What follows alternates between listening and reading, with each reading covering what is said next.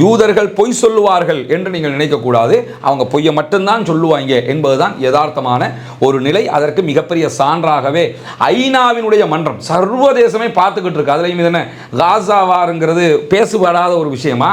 உலகமே இன்னைக்கு அதை பற்றி தான் பேசிக்கிட்டு இருக்கு. அதை பற்றியே ஒருவன் தைரியமாக பொய் சொல்கிறான் என்று சொன்னால் இவனை விட வடிகட்டிய பொய்யன் எவன் இருக்க முடியும் என்கிற ஒரு கேள்வி இருக்கிறது. அதே போன்று international association of genocide scholars என்கிற அமைப்பு, சர்வதேச இனப்படுகொலை தொடர்பான அறிஞர்களுடைய குழு, அவங்களும் இஸ்ரேல் இன அழிப்பு செய்திருக்கிறது, ஜெனோசைட் பண்ணி இருக்கிறாங்க என்பதை வெளிப்படையாகவே சொல்லி இருக்கிறாங்க. பொதுமக்களுக்கு உணவு கொடுக்காமல் இருப்பதும் இஸ்ரேல், உணவு கொடுப்பதை தடுப்பதும் இஸ்ரேல், உணவு வருகிற வண்டிகளை திருடுவதும் இஸ்ரேல் என்பது ஆதாரபூர்வமாக நிரூபிக்கப்பட்டிருக்கிறது. இதுவும் இஸ்ரேலிய பிரதமர் பெஞ்சமின் நெதன்யாகு சொன்ன மிகப்பெரிய பொய்யாக இருக்கிறது. இதே நேரத்தில் ஈரான் அணு ஆயுதம் வைத்திருக்கிறது என்று குற்றஞ்சாட்டக்கூடிய இஸ்ரேலிய பிரதமர் பெஞ்சமின் நெதன்யாகு அவருடைய நாட்டில் 90க்கும் மேற்பட்ட அணு ஆயுதங்களை வைத்துக் கொண்டிருக்கிறார் என்பதை பிரிட்டிஷ் உறுதிப்படுத்தி இருக்கிறாங்க இஸ்ரேலுக்குள்ள.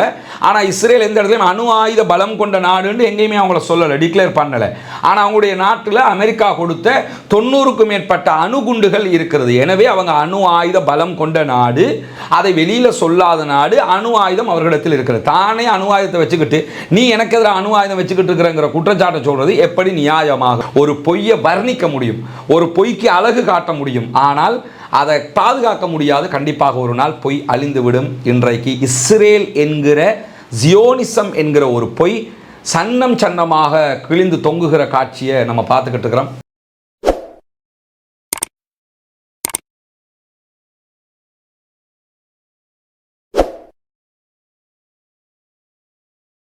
அன்பிற்கினிய சகோதர சகோதரிகளே, நம் அனைவர் மீதும் ஏக இறைவனுடைய அமைதியும் கருணையும் உண்டாகட்டுமாக என்கிற பிரார்த்தனைகளோடு, நமக்கெல்லாம் தெரியும் உலகம் முழுவதும் இருக்கக்கூடிய எல்லா நாடுகள்லையும் ஏதாவது ஒரு பிரச்சனை உண்டாகுதுன்னு சொன்னால் அதுக்கு பின்னணியாக அமெரிக்காவும் இஸ்ரேலும் இருப்பார்கள். இது உலகத்தில் எல்லோருமே ஒப்புக்கொண்ட ஒரு விதியாக இருக்கிறது. ஏன்னா ஆயுத பிரச்சனையை உண்டாக்கணும், ஆயுதத்தை விற்கணும், அதனூடாக நம்ம நல்லா இருந்துக்கிறணும். மற்ற எத்தனை பேர் கொல்லப்பட்டாலும் பரவாயில்லை, எத்தனை பேர் அழிஞ்சு நாசமானாலும் பரவாயில்லை என்பதுதான் இவர்களுடைய ஏகாதிபத்திய மனோநிலை. இந்த மனோநிலையை இன்னும் பல நாடுகளும் பின்பற்றுகிறார்கள். மேற்கில் இருக்கக்கூடிய எந்த நாட்டை நீங்கள் எடுத்துக்கிட்டாலும் அவர்கள் உலகத்திற்கு ஒரு பிம்பத்தை காட்டுவாங்க, வேறொரு பிம்பம் அவர்களுக்குள்ளே இருக்கும். மேற்கு நாடுகளில் ஒன்று பால் உற்பத்திக்கு ரொம்ப ஃபேமஸ் ஆனது என்று சொல்லி நம்ம அறிஞ்சுக்கிட்டோம்னா அதனுடைய ஹிடன் அஜெண்டாவாக என்ன இருக்கும்னு கேட்டால் வெப்பன் பிஸ்னஸ் இருக்கும். இப்படி ஏதோ ஒரு வகையில் அவங்க ஆயுத விற்பனை அவர்களுடைய ஒன்றாக இருந்து கொண்டே இருக்குங்கிறதுல எந்த மாற்று கருத்தும் இல்லை. அந்த அடிப்படையில் தான் இஸ்ரேல் தன்னுடைய ஆயுத விற்பனையை பெருக்கிக் கொள்வதற்கும் அமெரிக்கா பெருக்கிக் கொள்வதற்கும் பல நாடுகளில் யுத்தம் செய்கிற மாதிரி இந்த காசாவினுடைய வார் கடந்த 2 ஆண்டுகளாக நடைபெறுகிறது. ஆனால் வளமையை விட இந்த வாட்டி என்ன நடந்திருக்குன்னு கேட்டால் இந்த வாரில் அவங்க டோட்டலாக ஃபெயிலியராக இருக்கிறாங்கிறது தெரியும். ஒரு 10 நாள்லையோ அல்லது 2 மாதத்திலேயோ முடிந்துவிடும் என்று நினைத்த இந்த யுத்தம் இதுவரைக்கும் முடியாமல் தொடர்ந்து கொண்டே இருக்கிறது. பாலஸ்தீன விடுதலை இராணுவம் அதுக்கு டஃப் கொடுத்து ரிப்பீட் கொடுத்து கொண்டே இருக்கிறாங்க. இந்த சூழலில் கடந்த ஒரு சில நாட்களுக்கு முன்பதாக ஐநாவினுடைய பொதுச்சபையில் பாலஸ்தீனத்தினுடைய பிரச்சனை சூடு பிடித்து கொண்டிருக்கக்கூடிய நேரத்தில் பல நாடுகளைச் சேர்ந்த தலைவர்களும் பேசிய போது அந்த இடத்துல இஸ்ரேலிய பிரதமர் பெஞ்சமின் நெதன்யாகவும் பேசினார். பெஞ்சமின் நெதன்யாகு பேசும்போது கிட்டத்தட்ட 76 நாடுகளைச் சேர்ந்த டெலிகேஷன்ஸ் எழும்பி போயிட்டாங்க. உன் பேச்செல்லாம் மனுஷன் கேட்பானா அப்படின்னு சொல்லிட்டு, நீ ஏன் மனிதர்களை கொன்று குவிச்சுக்கிட்டு இருக்கிற, நீங்களாம் யார் யான்னு சொல்லி அவரோட நெருக்கமாக இருந்த பல நாடுகள் கூட எந்திரிச்சு போயிட்டாங்க. இப்படியான சூழலில் அவர் ஒரு உரை அதில் பேசியிருந்தார். அதில் என்ன பேசினாருங்கிறத நம்ம தனியாக ஒரு வீடியோவாகவே, அந்த நைட் அப்டேட் வீடியோவாகவே நம்ம போட்டிருக்கிறோம். இந்த வீடியோவில் எதை நம்ம பார்க்க போகிறோம்னு சொன்னால், அவர் பேசிய அந்த உரையில் சொன்னவைகள் உண்மையா பொய்யா? ஏன்னா அல் ஜசீரா ரொம்ப அழகான ஒரு ஆர்டிக்கலை தொகுத்துருக்கிறாங்க. அவர் கிளைம் பண்ணினது என்ன, ஃபேக்ட் செக் பண்ணி எது உண்மைங்கிறத அவங்க போட்டிருக்கிறாங்க. அந்த அடிப்படையில் அவர் அதில் சொன்ன சில பாயிண்ட்டுகளை நம்ம முழுமையாக பார்த்தோம்னா அவர் சொன்னது உண்மையா பொய்யா என்பது நமக்கு தெரிந்துவிடும். முதலாவதாக அவர் அங்கே வைத்த மிகப்பெரிய குற்றச்சாட்டு என்னன்னு கேட்டால், பாலஸ்தீன விடுதலை அமைப்பு ஒப்புக்கொண்டால் நாளைக்கே யுத்தம் நின்றுவிடும் அப்படின்னு சொல்லி அவர் பேசுவார். இதனால இன்னும் அவர் உலகத்துக்கு சொல்ல வந்தாருன்னா நாங்கள் யுத்தம் நிறுத்தத்துக்கு தயாராக இருக்கிறோம், பலஸ்டைன் ஃபோர்ஸஸ் தயாராக இல்லை என்பதுதான் அவருடைய மிகப்பெரிய குற்றச்சாட்டு. இதை ஃபேக்ட் செக் பண்ணி அல் ஜசீரா வெளியிட்டிருக்கக்கூடிய செய்தியில் ரொம்ப அழகாக அவங்க நிறைய தரவுகளை தொகுக்கிறாங்க. அதில் அவங்க சொல்லக்கூடிய செய்தி என்னென்னா, நமக்கெல்லாம் தெரியும் இந்த யுத்தம் ஆரம்பித்ததுலேருந்து கிட்டத்தட்ட 7 அல்லது 8 தடவைகள் சமாதான பேச்சுவார்த்தைகள் நிறைவுற்று இனி அடுத்து சீஸ்ஃபயர் தான் என்கிற நிலை வந்தது. இப்படி வந்த எல்லா நிலைமைகளையும் பெஞ்சமின் நெத்தன்யாகு நாசப்படுத்தி இருக்கிறார். அவர் அதை எல்லாருமே ஒத்துக்குருவாங்க, அவங்க ஆக்களும் ஒத்துக்குருவாங்க, இந்த தரப்புலையும் ஒத்துக்குருவாங்க, நடுவில் இருக்கக்கூடிய கத்தார், அதே மாதிரி ஈஜிப்து, அமெரிக்கா எல்லாருமே ஒத்துக்குருவாங்க. பெஞ்சமின் நெத்தன்யாகு என்ன செய்வார்னா திடீர்னு ஏதாவது ஒரு தாக்குதல் நடத்துவார், இல்லைன்னு சொன்னால் கொடுத்த வாக்குறுதியை மீறுவார், ஏதோ ஒரு வகையில் அதை கலாப்ஸ் பண்ணியிருப்பார். எனவே இந்த விவகாரத்தில் நாங்கள் நிறைய சமாதானத்திற்கு முயற்சி செய்தோம், பலஸ்டைன் விடுதலை அமைப்பு தான் இதெல்லாம் புறக்கணித்தது என்று அவர் சொன்னது 100% அக்மார்க்கு பொய் என்கிறத அல் ஜசீரா நிரூபித்திருக்கிறது. உலகத்துக்கும் தெரிந்த ஒரு காரியமாக இருக்கிறது. எனவே யூதர்கள் பொய் சொல்லுவார்கள் என்று நீங்கள் நினைக்கக்கூடாது, அவங்க பொய்யை மட்டும்தான் சொல்லுவாங்க என்பதுதான் யதார்த்தமான ஒரு நிலை. அதற்கு மிகப்பெரிய சான்றாகவே ஐநாவினுடைய மன்றம் சர்வதேசமே பார்த்துக்கிட்டு இருக்கு. அதுலேயும் இது என்ன காசாவாருங்கிறது பேசுபடாத ஒரு விஷயமா? உலகமே இன்னைக்கு அதை பற்றி தான் பேசிக்கிட்டு இருக்கு. அதை பற்றியே ஒருவன் தைரியமாக பொய் சொல்கிறான் என்று சொன்னால் இவனை விட வடிகட்டிய பொய்யன் இவன் இருக்க முடியும் என்கிற ஒரு கேள்வி இருக்கிறது. கடந்த மார்ச் மாதம் 18ஆம் தேதி ஒரு ஒப்பந்தம் எட்டப்பட்டது, சமாதான ஒப்பந்தம். அதை அவர் சீர்குலைச்சார். இந்த மாத ஆரம்பத்திலேயே ஒரு சமாதான ஒப்பந்தம் ஏற்பட்டு அது தொடர்பான கொடுக்கப்பட்ட நிபந்தனைகளை கலந்துரையாடுகிற நேரத்தில் தான் கத்தர் மேலே தாக்குதல் நடத்தி கத்தரில் இருந்த பாலஸ்தீன விடுதலை அமைப்பினுடைய தலைவர்களை கொல்வதற்கு இஸ்ரேல் முயற்சி பண்ணியது. அப்போ இதுவும் எதை எடுத்து காட்டுதுன்னு கேட்டால் சமாதானத்திற்கு பாலஸ்தீன விடுதலை அமைப்பினர் எப்போதும் தயாராக இருந்தார்கள். இஸ்ரேலிய ஆக்கிரமிப்பு இராணுவமும் அவர்களுடைய தலைமையும் தான் அதை கெடுத்தது, சீரழித்தது. எனவே அவர் முன்வைத்த முதலாவது வாதமே பச்சை பொய்யானது. அது பொய் என்பது உலகத்திற்கே தெரிந்த ஒரு பேருண்மையாகவும் இருக்கிறது. இரண்டாவதாக அவர் அங்கே முன்வைத்த இன்னும் ஒரு வாதம் என்னன்னு கேட்டால், காசாவில் பொதுமக்களை பாதுகாப்பதற்கு, பொதுமக்களுடைய இறப்புகளை குறைப்பதற்கு நாங்கள் ரொம்ப ட்ரை பண்ணுறோம் அப்படிங்கிறாரு. இது எப்படி இருக்குன்னா, இதுவரைக்கும் காசாவில் 77,000 அப்பாவிகள் கொல்லப்பட்டிருக்கிறார்கள், ஷஹீதாகி இருக்கிறார்கள். 1.5 லட்சத்துக்கு மேற்பட்டவங்க படுகாயம் அடைந்திருக்கிறாங்க, முழு காசாவும் அளிக்கப்பட்டிருக்கு. இதெல்லாம் கண்ணுக்கு முன்னுக்கு நடக்குது. சமூக வலைதளங்கள் உலகத்தில் எல்லாருமே பார்க்குறாங்க, எல்லா மீடியாக்களையும் பார்க்குறாங்க. எல்லோருமே ஒப்புக்கொண்டுட்டாங்க காசாவில் பொதுமக்கள் கொல்லப்படுறாங்கங்கிறத. உலகத்துக்கே தெரிகிற விஷயம். ஆனால் பொதுமக்கள் கொள்றதை நாங்கள் தவிர்த்துக்கிற பார்க்குறோம், ரொம்ப காப்பாற்றிக்கிட்டு வர்ற மக்கள் அப்படிங்கிறாரு. இது பொய் என்பதற்கு அல் ஜசீரா முன்வைக்கக்கூடிய அழகான சில வாதங்களை நீங்கள் பாருங்கள். இஸ்ரேலுடைய இராணுவ தரவுத்தளம் வெளியிட்டிருக்கக்கூடிய தகவல்கள்லேயே காசாவில் கொல்லப்பட்டதில் 83% பொதுமக்கள் அப்படிங்கிறாங்க. அப்போ 83% பொதுமக்கள்னு சொன்னால் வெறும் 17% தான் பாலஸ்தீன விடுதலை இராணுவத்தை சேர்ந்தவர்கள் என்பது இஸ்ரேலுடைய ஃபோர்ஸஸுடைய தரவாக இருக்கு. வேற யாரும் உலகத்தில் அந்த கமிட்டி சொன்னது, இந்த கமிட்டி சொன்னதில்லை. இஸ்ரேலிய ஃபோர்ஸஸ் சொல்லக்கூடியது என்னன்னா 83% காசாவில் கொல்லப்பட்டவர்கள் அப்பாவிகள் பொதுமக்கள். அப்படின்னா இஸ்ரேல் ராணுவம் சொன்னதற்கு மாற்றமாகவே வெளிப்படையாக பொய்யை சொல்லியிருக்கிறார் பெஞ்சமின் நெத்தன்யாகு. அதே மாதிரி இஸ்ரேலில் இருக்கக்கூடிய +972 என்கிற ஒரு தரவுத்தளம், இது இஸ்ரேலில் இருந்து இயங்கக்கூடிய தரவுத்தளம். அதே மாதிரி இஸ்ரேலுடைய ஃபோர்ஸஸ் எல்லோரும் இணைந்து தயாரித்திருக்கக்கூடிய காசாவினுடைய அழிவுகள் தொடர்பான அந்த ஆவணத்தை இந்த +972 என்கிற தரவுத்தளம் வெளியிட்டிருக்கிறாங்க.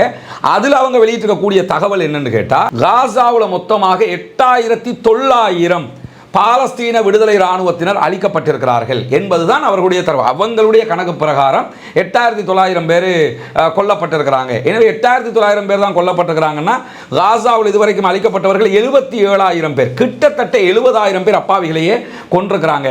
வெறும் 8,900 பேர் தான் பாலஸ்தீன ஃபோர்ஸஸ் கொல்லப்பட்டிருக்கிறாங்கிறது வேற யாரும் தருகிற தகவல் கிடையாது. இஸ்ரேலுக்குள்ளே இருக்கக்கூடிய +972 என்கிற தரவுத்தளம் தரக்கூடிய ஒரு தகவலாக இருக்கிறது. எனவே பெஞ்சமின் நெத்தன்யாகு இதிலும் பொய் சொல்லியிருக்கிறார் ஐநாவினுடைய மன்றத்தில் என்பது மிக தெளிவான விவகாரம். மூன்றாவதாக பெஞ்சமின் நெத்தன்யாகு முன்வைத்த இன்னும் ஒரு குற்றச்சாட்டு என்னன்னு கேட்டால், காசாவில் இருக்கக்கூடிய பலஸ்டைன் ஃபோர்ஸஸ் அல்லது பாலஸ்தீன போராளிகள் அங்க இருக்கக்கூடிய பொதுமக்களை மனித கேடயங்களாக யுத்தத்தில் பயன்படுத்துகிறார்கள் அப்படிங்கிற ஒரு குற்றச்சாட்டு. தங்களை பாதுகாத்துக்கிறதுக்காக முன்னாடி பொதுமக்களை போட்டு தங்களை பாதுகாத்து கொள்றாங்க என்கிற குற்றச்சாட்டு.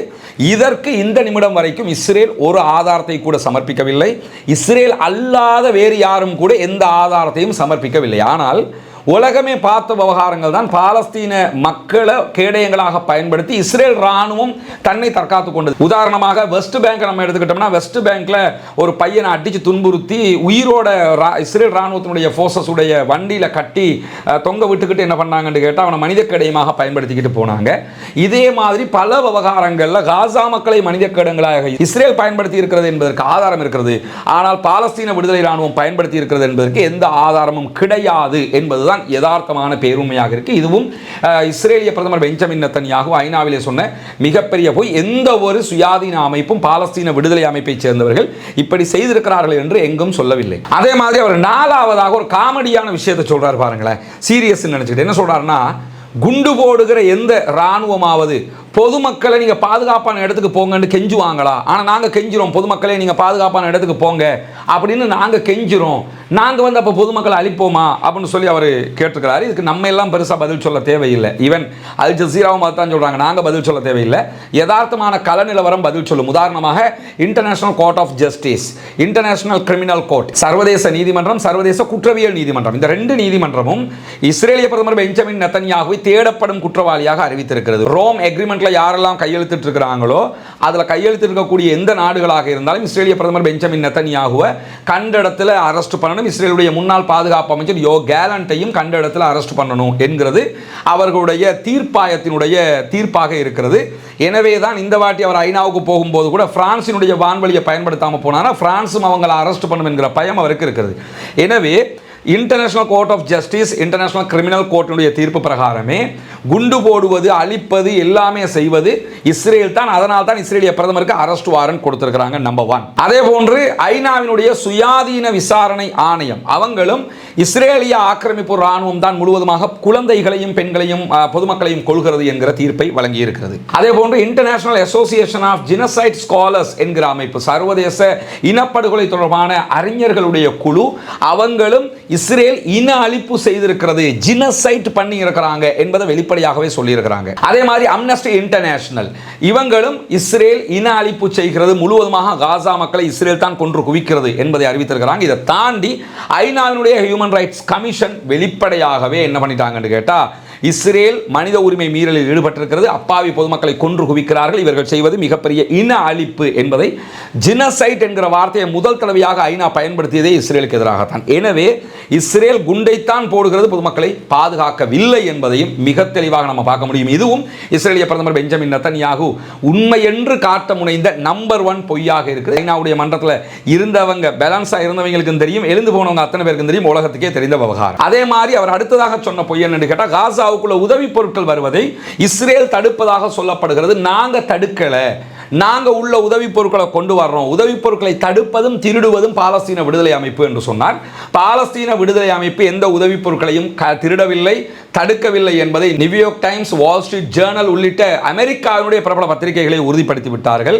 சர்வதேச எந்த அமைப்புகளும் பாலஸ்தீன விடுதலை அமைப்பு உணவுகளை திருடுகிறது அல்லது உணவுகளை தடுக்கிறது என்கிற குற்றச்சாட்டுகளை எங்குமே வைக்கல. ஆனால் அமெரிக்காவினுடைய ஒரு மனிதநேய அமைப்பு என்கிற பேரில் இஸ்ரேலும் அமெரிக்காவும் சேர்ந்து உள்ள நாங்கள் உணவு கொடுக்கிறோம் என்ற பேரில் பல அப்பாவிகளை கொன்று குவித்திருக்கிறார்கள். உணவு எடுக்க வருகிற 2000க்கும் மேற்பட்டவர்களை கொன்று குவித்தார்கள் என்பது வெளிப்படையாகவே வெளிவந்திருக்கக்கூடிய ஆதாரபூர்வமான செய்தியாக இருக்கிறது. எனவே பொதுமக்களுக்கு உணவு கொடுக்காமல் இருப்பதும் இஸ்ரேல், உணவு கொடுப்பதை தடுப்பதும் இஸ்ரேல், உணவு வருகிற வண்டிகளை திருடுவதும் இஸ்ரேல் என்பது ஆதாரபூர்வமாக நிரூபிக்கப்பட்டிருக்கிறது. இதுவும் இஸ்ரேலிய பிரதமர் பெஞ்சமின் நெத்தன்யாகு சொன்ன மிகப்பெரிய பொய்யாக இருக்கிறது. அடுத்ததாக அவர் கிளைம் பண்ணின ஒரு விவகாரம் என்னன்னு கேட்டா, இஸ்ரேலையும் அமெரிக்காவையும் இதனுடைய நேச நாடுகளையும் அழிப்பதற்காக ஈரான் அணு ஆயுதத்தை தயாரிக்கிறது, இதை நம்ம தடுத்து நிறுத்தணும், ஈரானிடத்தில் அணு ஆயுதம் தயாரிப்பதற்கான எல்லாமே இருக்கிறது என்கிற ஒரு செய்தி அவர் சொல்லியிருந்தார்.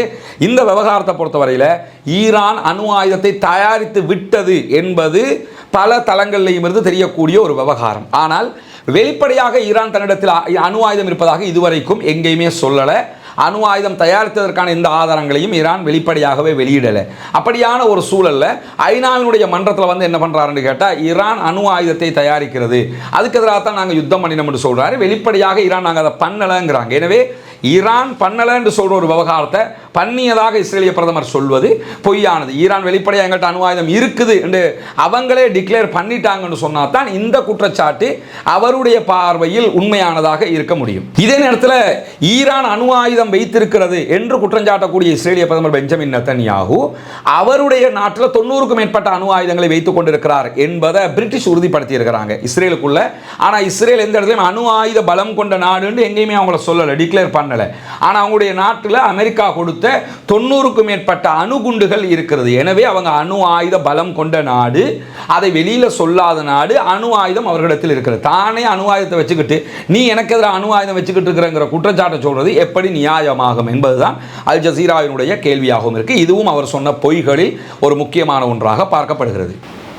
அதே மாதிரி அவர் கிளைம் பண்ணின இன்னொரு விஷயம்தான், ஈரானுடைய முக்கியமான தளபதிகளை நாங்கள் கொண்டுட்டோம், ஈரானுடைய முக்கியமான விஞ்ஞானிகளை நாங்கள் கொண்டுட்டோம் அப்படின்னு சொல்லி ஒரு செய்தியை சொல்லியிருந்தார். இதுவும் ஃபேக்ட் செக் பண்ணி அல் ஜசீரா இதையும் பொய்யுங்கிறாங்க. எப்படி பொய்ன்னு சொல்கிறாங்கன்னு கேட்டால், ஈரானுடைய இராணுவ தளபதிகள் முக்கியமானவர் இந்த 12 நாள் வாரில் முதல் கட்டத்திலேயே கொல்லப்பட்டது உண்மை, அவர்களுடைய சில விஞ்ஞானிகள் கொல்லப்பட்டது உண்மை. ஆனால் ஈரான் அதுக்குரிய பதிலை தெளிவாக சொல்லிட்டாங்க, எங்களுடைய தலைவர்கள் எத்தனை பேரை நீங்கள் கொண்டாலும் எங்களுக்கு அடுத்த கட்ட தளபதிகள் இருக்கிறாங்க, அதனால தான் 12 நாள் வாரில் அவங்களால ஜெயிக்க முடிஞ்சது.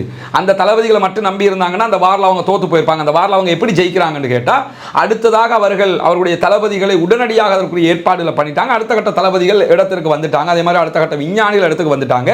எனவே அவர்களுடைய அணு செறிவூட்டல், யுரேனியம் செறிவூட்டல் எல்லாம் மிக தெளிவாகவே போய்கொண்டிருக்கிறது. எனவே இந்த விவகாரத்திலையும் ஈரானுடைய வாரில் தாங்கள் ஜெயித்ததாக சொல்வதும் பொய் என்பதை அல் ஜசீரா நிரூபித்திருக்கிறது. எனவே இதுவும் அவர் சொல்லியிருக்கக்கூடிய மிகப்பெரியதொரு பொய், ஐநாவினுடைய மன்றத்திலேயே சொன்ன ஒரு பொய்யாக இருக்கிறது. இப்படி ஐநாவினுடைய சபையிலேயே எல்லோருக்கும் முன்பதாகவே உலகத்துக்கே தெரிஞ்ச ஒரு உண்மையை பொய்யாக இதுதான் உண்மை என்று ஒரு பொய்யை ஃப்ரெஷ்ஷாக சொல்றாருன்னு சொன்னா இவங்கள்ட்ட ஏதாவது ஒரு உண்மையை எதிர்பார்க்க முடியுமா? எனவே இந்த உலகு தற்போது யூதர்கள் யார் என்பதை தெரிந்து கொண்டு விட்டது, ஜியோனிஸ்டுகள் யார் என்பதை தெரிந்து கொண்டு விட்டது.